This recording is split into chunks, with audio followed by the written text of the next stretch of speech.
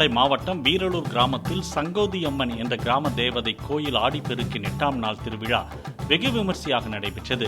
இவ்விழாவில் சுமார் 80 ஆண்டுகளாக கிராம மக்கள் ஐதீகமாக பின்பற்றி வரும் பூசாரியின் ரூபத்தில் அம்மன் குளத்தில் குதித்து சங்கு எடுத்து வழிபடும் நிகழ்வு கொண்டாடப்பட்டது.